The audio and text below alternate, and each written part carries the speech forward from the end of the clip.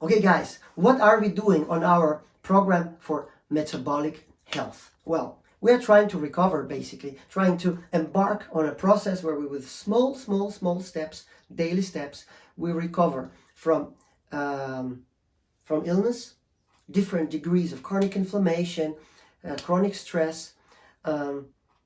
We used to talk about, the symptoms of the disease.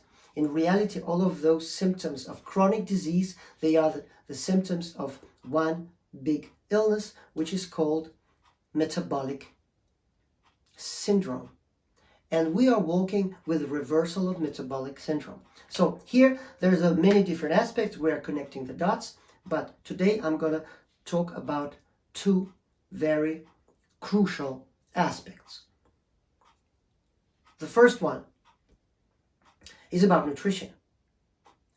And what I'm going to tell you is that to reverse to normal metabolic health, we need to take care of normalization of pH, acidity of the stomach. Without that, we cannot digest properly, all of the macronutrients that we really going to thrive on.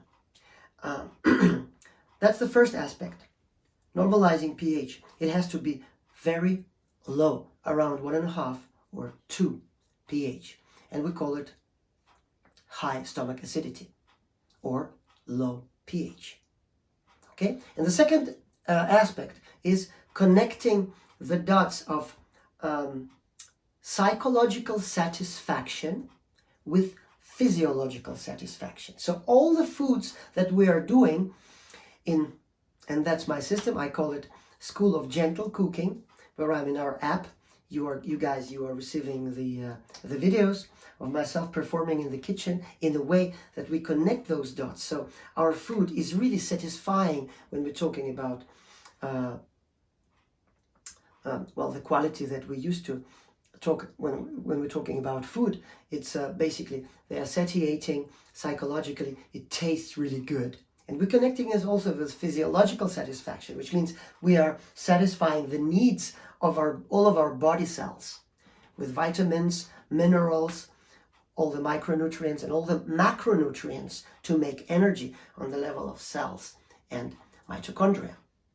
Okay, so these two aspects. The first one is normalization of stomach acidity, and the second one is to connect the need for psychological satisfaction with physiological satisfaction.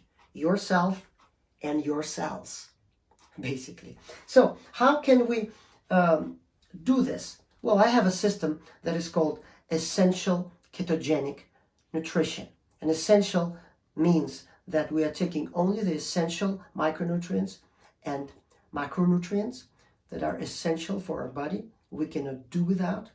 And the other aspect of it is it's an elimination realm. And elimination is about eliminating all the inhibitors of transformation of active passive enzymes and hormones into active forms.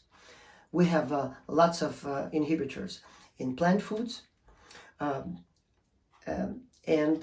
we call it anti-nutrients. But we also have anti-nutrients in animal foods. Really interesting. And that's what I'm going to talk about today, because we have in our eggs, we have 4 of those inhibitors.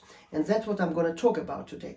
And the inhibitors that will not allow to basically to digest and to use all the good packages of vitamins and minerals in our meats that we are using. Okay, let's try to talk about eggs. Now we have an ecological egg here, and we have egg yolks and egg whites. So I'm telling you, if you have any symptoms of metabolic disease, you lack energy, you have problems with your skin, you have any kind of symptoms of metabolic syndrome, you have to dispose of the egg whites and only eat the yolks. Now, why should you do that? I will give you 4 very good aspects. Why? So, look, in the egg whites, we have 4 anti-nutrients. And we used to talk about anti-nutrients in the world of plants. But you see, there's also in eggs, it's a world of basically of an animal world. But there's also anti-nutrients. And for people that have some degrees of metabolic disease, some symptoms, for example, gut permeability, can have a pretty valuable addition to, or pretty strong addition to inflammation. So when we take those 4 inhibitors and anti-nutrients, antivitamins from circulation by disposing of egg whites, we are actually controlling the situation in a good way. So let me tell you about those 4. And the first one is called riboflavin. Second one is avidin. Third one is transferrin. And fourth one is called protease inhibitor, many of them. Let me tell you about riboflavin. So basically riboflavin, it means, it comes from the egg. Ovo in Latin is egg. So this flavin is coming from egg, and it's an antivitamin for riboflavin. And what is riboflavin? Riboflavin is the vitamin that you know is called vitamin B2.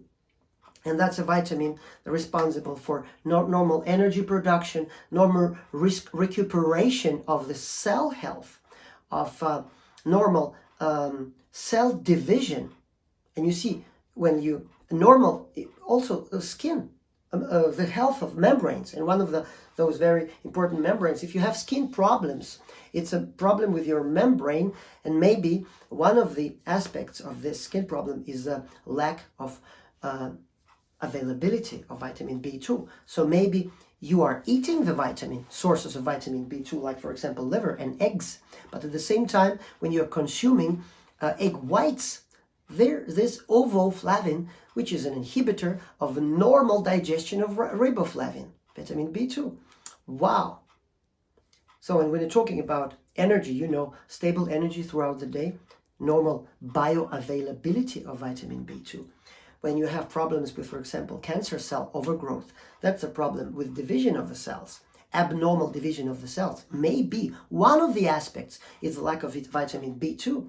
If you have skin problems, maybe one of the aspects is the lack of normal bioavailability of vitamin B2. You are eating it, but it's basically not coming into your cells. Why? Could be one of the problems, at least, is riboflavin in the egg whites.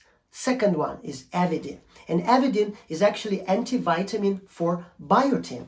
And everybody, you heard about biotin, is vitamin B7, B8, or H is also called vitamin H. What does it mean? It's actually a water-soluble vitamin that helps us to digest fats. Wow, it's not a fat-soluble vitamin helping digesting fat. No, it's a water-soluble vitamin helping digesting fats and helping digesting amino acids, protein. Wow, fantastic. When we dispose of the whites, we dispose of this avidin that doesn't give us the possibility, basically, to normally provide vitamin B7, B8, biotin for the cell, for normal cell health. Fantastic. Now, what else do we dispose of? The third one we dispose of by disposing the egg for egg whites. It's transferrin. Actually, it's called ovo-transferrin because ovo in Latin means an egg. So it's a transferrin from the egg. It binds iron. So basically what it means, all the iron from the yolks, all the iron from your beautiful meat, from this beautiful liver, is digested with less optimally because you are all eating the whole egg with transferrin that binds iron.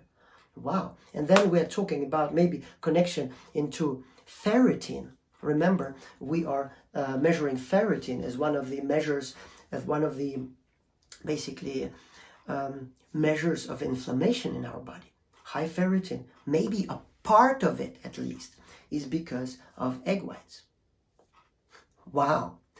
Third one. And then the fourth one we dispose of. It's called protease inhibitors. And there are many of them in the eggs. Basically, two most important ones. It's called trypsin and chymotrypsin. They are enzymes, both the enzymes, and we call them proteinases. And what is proteinases? Protein, that's right. They help us to digest protein. That's the enzyme that actually process proteins, break down proteins. Crucial. Wow. So when we dispose of the egg whites, we dispose of all the four. Riboflavin, inhibiting digestion of riboflavin, vitamin B2, avidin, antivitamin, that is basically not allowing to digest biotin, right? And that's a vitamin B7, B8, or H. Transferrin, or ovotransferrin, binds iron. And protease inhibitors that are not allowing us to basically normally process protein. And the last one, the aspect number 5 that I wanted to tell you, it's those four, they are actually resistant in different extent for denaturation. And what does it mean? It means we have kind of two kinds of denaturation. We can change the pH by making it more acidic. We can, for example, we can use some acids, to make meat or protein some more digestible, for example. But they are resistant for denaturation, for pH denaturation. And they also resistant for temperature denaturation. For example, people saying, "Oh, I'm using, I know about this. So when I'm frying my eggs, I'm basically I remember always to make it to dry the whites. So when you do sunny side up, the whites are dried and not like a little bit slimy, totally dried. Still, many of those inhibitors and antivitamins, they are heat resistant. So the only way is to dispose of them. And the older we become, I'm 53, for example, I only now becoming really aware about all those things. And all those aspects, they becoming slowly more and more important the more we age. Because all of those four things, they are contributor not to your health, but to your aging. Riboflavin, avidin, transferrin, and protease inhibitors like trypsin and chymotrypsin. All of those, when we dispose of them, we age slower. We increase our health. So that's basically what I wanted to tell you about eggs. And now let's look how we do it practically. Okay, guys, so how do you do this? Well, it's very, very easy. You just take the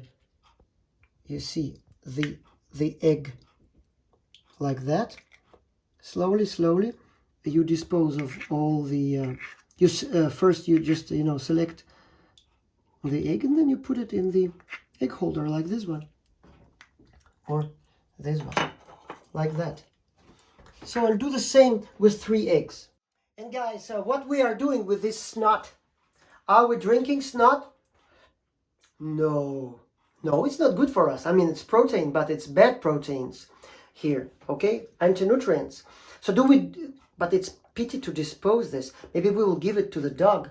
No. We love our dogs. We love our pets. And they have the same digestive systems almost as ours, and they also become sick. So the only thing you do with this, you dispose of this. And also because, I'm from Russia, and we thought that, we cannot dispose for something that is eatable. My parents, my grandparents, they went through Second World War. They were starving. So, and this resides very, very deep in me. But now I know this is something that not helps my health, but actually helps it to deteriorate. So the only thing I do, I dispose of it.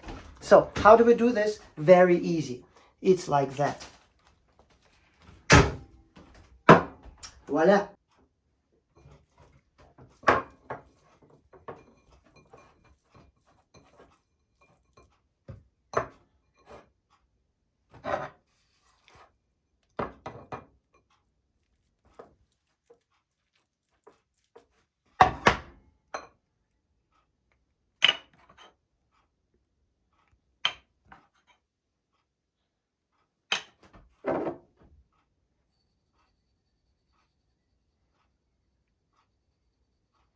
Voila. What we have here, it's a very nice dish. And you basically, you might think that I'm gonna eat it with my bare hands because I'm a kind of tribal person, but no, I'm not fully, at least. So I use this nice old spoon, and it's perfect, you know, for everything, to all these nice pieces, and to really enjoy it. And what I'm gonna say to you that well, this might look crazy for you, but basically this is the food that will help you to enjoy your life. Now it requires maybe some, you need to get used to it. So try try small bites. I made a big portion, like 200 grams, 3 eggs, and 50 grams of liver. Just try small bites to start with. You have to get used to it. So remember, small steps on the way to normal metabolic function of your body. And what is that? It's actually it's our ability to enjoy our lives. So when our body is functioning properly, we can enjoy our lives. We can also accept our environment as it is without being stressed. So this is a very slow but sure pathway to normalization of your, not only your body health, but also your life. And normalization of life sounds like a little bit not strong enough. Well, I think the normal life for a human being is a life full of enjoyment and strength to live, and enjoyment, and also respect, and radical acceptance of the environment. And that's the pathway, and it's called essential ketogenic nutrition. One of the aspects is here. Well, I would say this school of gentle cooking, this is as gentle as it can be. So be gentle with yourself.